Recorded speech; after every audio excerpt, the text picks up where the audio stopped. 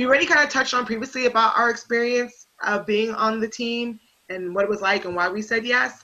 So I'm going to kind of like move on to asking Todd some questions, maybe about, if you can just share about a little bit more logistically of how the theme team's process worked.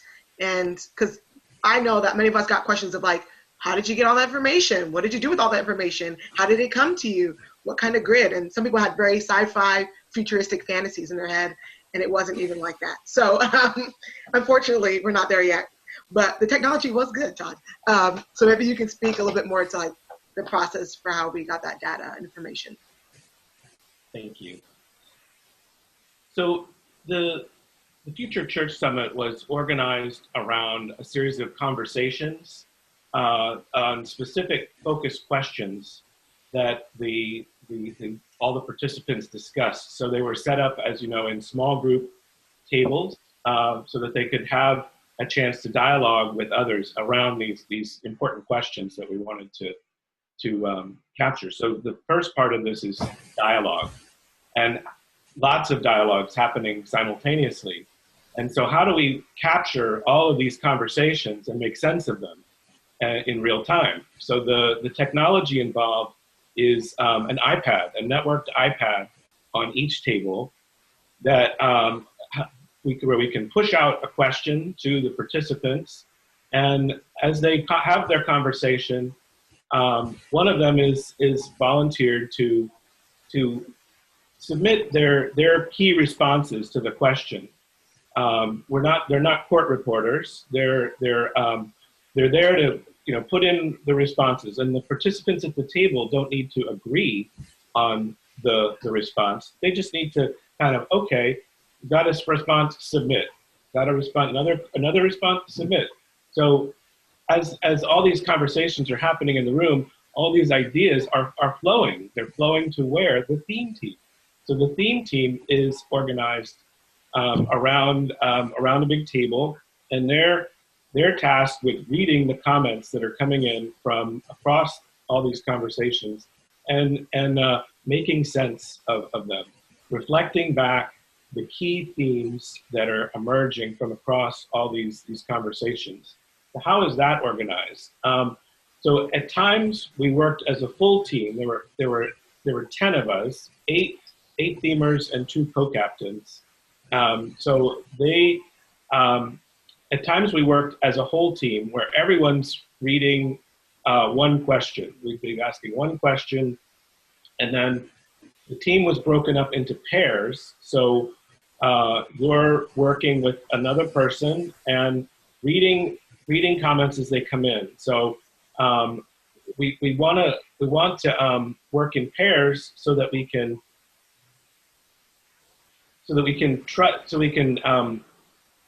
make sure that we leave our biases at the door.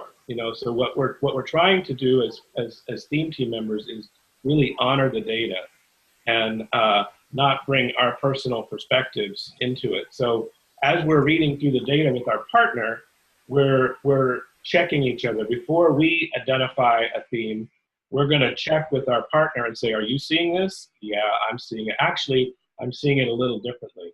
And then they have a conversation, and then together they identify themes. So they're reading through lots of comments, and then they're able to check comments that represent a theme, or maybe they've read a number of themes and they actually go, okay, this is really what I think is a theme. What they're really saying is this. All of these equal some new theme, so that they can then write a theme.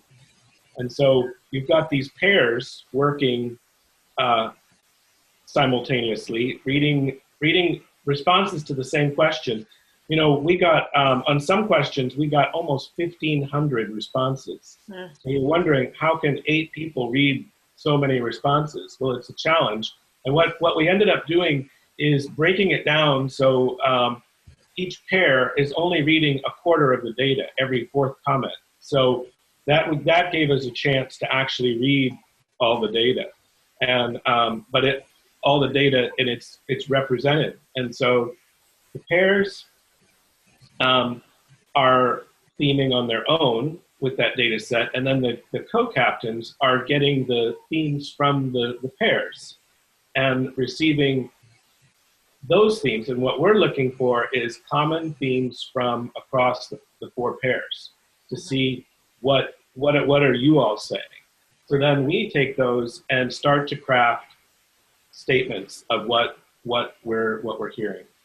And then a final step is to have the whole team come and review what we've got and make fine tune it and say, is this really reflective? So they're given a chance to, as a whole team, representing their view of what they saw, looking at the final set of themes that were then presented back to the group. Mm-hmm. Yeah. Thanks, Todd. Yeah, it was definitely a lot of checking and rechecking and triple checking and quadruple checking. And I just want to say that it was definitely experience getting all that data. Like, it was so overwhelming. I don't know if Luke, you want to speak to maybe like what it was like to sit there at that table and wrestle with all that information and trying to be faithful. And then others can also join in response. You know, sitting at the table with all of our computers and iPads up in front, you know, we'd sort of like cheer when we saw the first thing come through. And the next thing it'd be like, oh my goodness, we have 100. And then it's like, no, we have 200.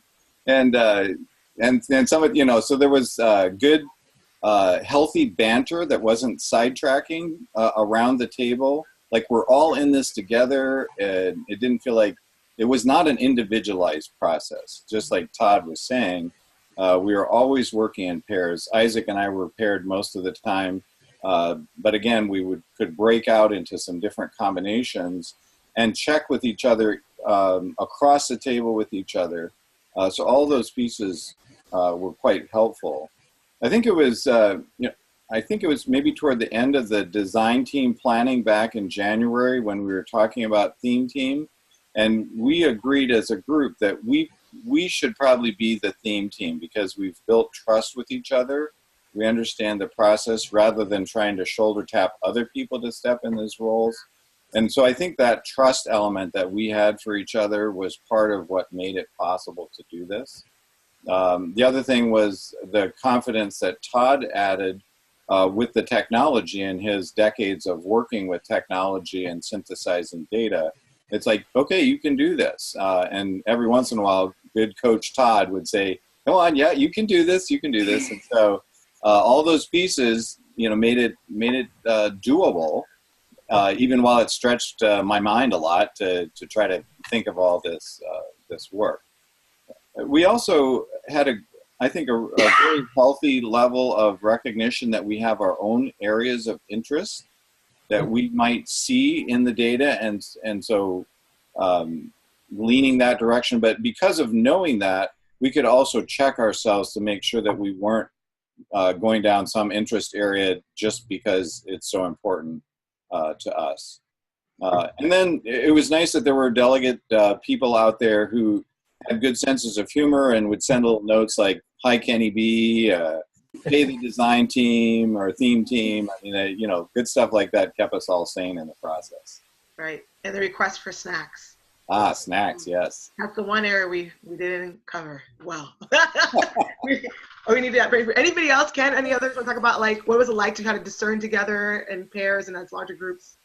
Another thing I would say, just in terms of the whole logistics, is that we were in view of everyone. We were up front right next to the stage. And I think that was an important piece in the process.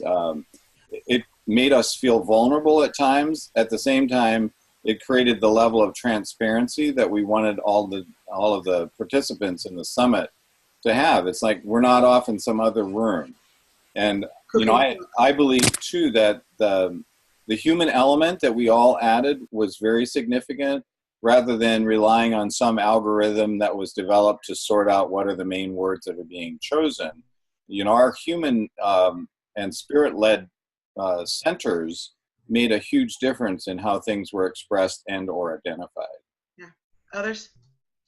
I would echo the word trust has been used a lot, and I think that was significant because even in our pairings with each other, our pairings of two, there was often some of the diversity of our team was reflective in those pairings, and just the level of trust and being willing to challenge each other. I might say I'm seeing this, and my partner might say no, Ken, I'm not seeing that, and just that kind of that back and forth challenge and accountability with each other that really grew out of that spirit of trust. I was going to add that I think another key piece was that while we were looking for overarching themes and convergences, that we also had the permission, if you will, to I forget what we ended up deciding to call it. It was like a prophetic outlier or a unique idea, or I don't know what language we also saw. We also saw. And that was a really important piece, especially because while the FCS body, if you will, was more representative, it was still, there were clear majorities in being overwhelmingly white and older. And so our end statements or report was not a sheer majority of themes or ideas that we saw. And that in doing that, I think we can name that gave our team a certain amount of power and the power to, or the being empowered to discern. And that was, I think for me, a place where we open ourselves up to the spirit and to the back and forth of the team to really discern, okay, is this a marginal idea to include that needs to be there? Yeah. And I also want to say that we weren't just like readers, we also were listeners. So even when all those Samoan circles and spiral processes were happening, all of which we did some iteration of that ourselves in the initial design process back in January, like we were trying our best to listen. So we were trying to listen and also be faithful to reading. And sometimes we would get distracted because the conversation would be so good and we'd want to listen. And then we'd be like, okay, but we also need to be looking at all this data. So I think that some of that listening also helped. I mean, like there was definitely consistent, strong things that were coming up from the Samoan Circle Inspire process and from even the timeline with the historical timeline that we also saw in the reading. And so it was a lot of confirmation from what we were hearing, but also what we were reading and what we group discernment process, what we ended up discerning together. So yeah, it was a multi-layered process, and sometimes it was distracting because I would want to listen to what people's stories or things people were sharing or what they're passionate about, but then also having to read the data so that we could get through all those responses by the time it was time to report. That always seemed like it came so quickly to me, like time to report, and I'd be like, wait, what? Okay. And we would have a report though, ready to go. So